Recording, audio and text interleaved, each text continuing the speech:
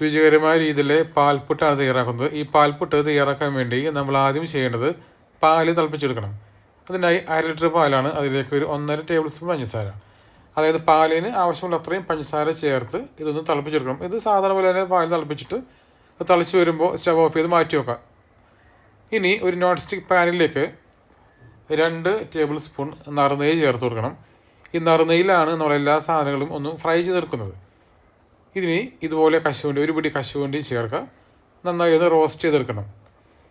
ഈ റോസ്റ്റ് ചെയ്ത് കൃത്യമായി വരുമ്പോൾ അതിൻ്റെ ഉള്ളിലേക്ക് മീഡിയം സൈസിലെ 2 ക്യാരറ്റ് ഇതുപോലെ ചീകി നമുക്ക് ഇട്ട് കൊടുക്കാം. പാൽപ്പൊടിൻ്റെ പ്രത്യേകതയാണ് ക്യാരറ്റാണ് നമ്മൾ കൂടുതലായി ചേർക്കുന്നത്.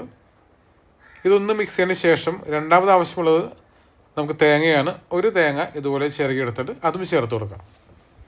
ഇത് രണ്ടും ഒന്ന് മിക്സ് ചെയ്യണം. ഇത് ചെയ്തെടുക്കാൻ വളരെ എളുപ്പമാണ്. ഇതൊന്ന് മിക്സ് ചെയ്തതിന് ശേഷം ഈ പാൽപ്പൊടിയുടെ പ്രത്യേകത മധുരമായതുകൊണ്ട് തന്നെ ഇതിലേക്ക് ആവശ്യമുള്ള പഞ്ചസാര ചേർക്കണം. അധികം ചേർക്കണ്ട. ഈ സമയത്ത് ഒരു 1/4 കപ്പ് പഞ്ചസാര ഇതുപോലെ ചേർത്ത് കൊടുക്കാം. പാലിൽ ആവശ്യത്തിന് ചേർത്തിട്ടുണ്ട്. ഇത് കൂടെ ഇതിലേക്കുള്ള പഞ്ചസാരയും ചേർത്ത് നന്നായിട്ട് മിക്സ് ചെയ്യണം. ഈ മധുരം തേങ്ങാപ്പീരയിലും അതുപോലെ തന്നെ ക്യാരറ്റും ഒക്കെ പിടിച്ച് വരുമ്പോൾ ഒരു നല്ല ടേസ്റ്റാണ് ഈ പാൽപ്പൊടിയിൽ കിട്ടുന്നത്. ഇതിപ്പോൾ ഏകദേശം റെഡി ആയിട്ടുണ്ട്. നമുക്കിത് മാറ്റി വെക്കാം. ഇനി നമുക്ക് പുട്ടിന് ആവശ്യമുള്ള പൊടി വേണം. ഇത് 250 ml നിറച്ചെടുക്കുക. അപ്പോൾ അതിൻ്റെ പകുതി കൂടി എടുത്ത് കൊടുക്കാം. ഇത് തരിപ്പൊടിയാണ് എടുക്കുന്നത്.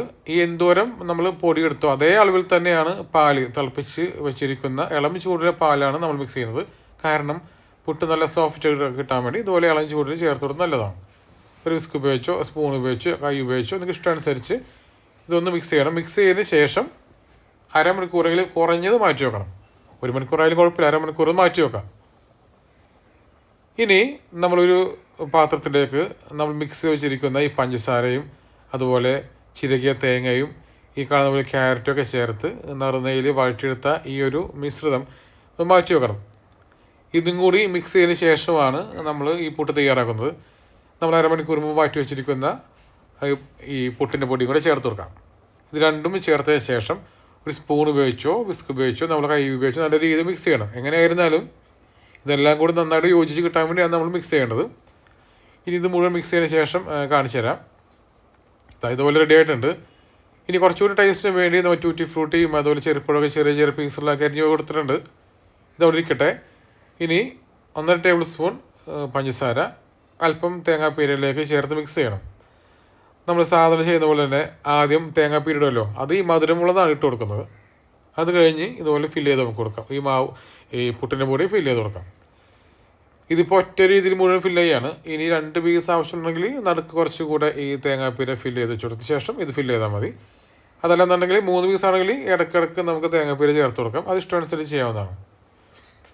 ഇത് നമ്മൾ നിറച്ച് വെച്ച് കഴിഞ്ഞാൽ ആവി കയറി വരുമ്പോൾ അല്പം കൂടി സ്പേസ് ഉണ്ടാവും. അതുകൊണ്ട് അത്യാവശ്യം നല്ല രീതിയിൽ ഫില്ല് ചെയ്ത് കൊടുക്കാം. ഇത് ഇത്ര ആയി കഴിയുമ്പോൾ മുകളിലേക്ക് നമ്മൾ ഈ മിശ്രിതം നമ്മൾ തേങ്ങാപ്പീര ചേർത്ത് കൊടുക്കാം. ഇത്രയും ചേർത്തിട്ട് ഞാനിപ്പോൾ ഉപയോഗിക്കുന്നത് 4 എണ്ണത്തിൻ്റെയാണ്. കാരണം പുട്ടൊക്കെ ആവശ്യത്തിന് ചൂടിന് വരുമ്പോൾ പെട്ടെന്ന് ഒരു പുട്ട് ചൂടുന്ന സമയം കൊണ്ട് 4 പുട്ട് ചുട്ട് കിട്ടും. അതുകൊണ്ടാണ് ഇതിൻ്റെ ഒരു പ്രത്യേകത. നമുക്കധികം ഗ്യാസ് നഷ്ടം വരില്ല, അതുപോലെ സമയം ലാഭമാണ്. ആവി ഇതുപോലെ വന്നതിന് ശേഷം 5 മിനിറ്റ് വെയിറ്റ് ചെയ്യുക. വളരെ രുചികരമായ ഇതിൽ പാൽപ്പൊടി തയ്യാറായിട്ടുണ്ട്. ഇപ്പോൾ നേരത്തെ പറഞ്ഞ പോലെ ഒരു പുട്ടിൻ്റെ സമയത്താണ് 4 പുട്ട് കൊണ്ട് കിട്ടിയിരിക്കുന്നത്. പ്ലേറ്റിലേക്ക് മാറ്റാം. നല്ല ടേസ്റ്റി ആയിട്ടുള്ള നല്ല മധുരമുള്ള പാൽപ്പൊടി തയ്യാറായിട്ടുണ്ട്. ഇത് എളുപ്പമാണ്, കുട്ടികളൊക്കെ തീർച്ചയായിട്ടും ഇഷ്ടപ്പെടും. ഇപ്പോൾ ഈ ഒരു റെസിപ്പി എല്ലാം ചെയ്ത് നോക്കാം. നമുക്കിതൊന്ന് കഴിച്ച് നോക്കാം എങ്ങനെയുണ്ടെന്ന് കാണാൻ പറ്റുമ്പോൾ. നമ്മുടെ പാൽപ്പൊടി തയ്യാറായിട്ടുണ്ട്. വളരെ ടേസ്റ്റി ആയിട്ടുള്ള വ്യത്യസ്തമായ രീതിയിലാണ്. ഈ പാൽപ്പൊടിൻ്റെ റെസിപ്പി നിങ്ങൾക്ക് അറിയാമെങ്കിൽ അതൊന്ന് കമൻറ്റ് ചെയ്തേക്കണം. അതുപോലെ വേറെ എവിടെയെങ്കിലും നിങ്ങൾ കഴിച്ചിട്ടുണ്ടെങ്കിൽ ഒന്ന് കമൻറ്റ് ബോക്സിൽ പറഞ്ഞേക്കണം. ഇത് ടേസ്റ്റ് ചെയ്യാൻ പോകുന്നത് ഞാനല്ല, നമ്മുടെ ക്യാമറമാനാണ് ജെയ്സനാണ് ടേസ്റ്റ് ചെയ്യാൻ പോകുന്നത്. ജെയ്സൺ വരൂ. ഞാൻ പാൽപ്പൊട്ട് എന്നുള്ള പേര് ആദ്യമായിട്ടാണ് ഞാൻ കേൾക്കണത്. ഞാനത് കഴിച്ചിട്ടില്ല. ഞാൻ കഴിച്ചു നോക്കിയിട്ട് ഞാൻ പറയാം.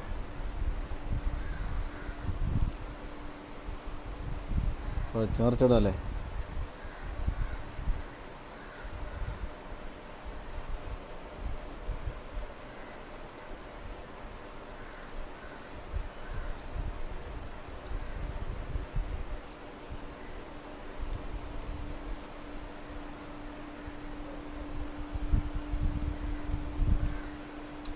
ഇത് ഭയങ്കര സ്വീറ്റായിട്ടുള്ള സാധനമാണ്.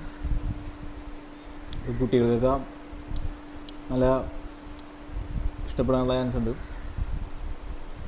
എല്ലാവർക്കും ഇഷ്ടപ്പെടും. സംഭവം അടിപൊളിയായിട്ടുണ്ട്.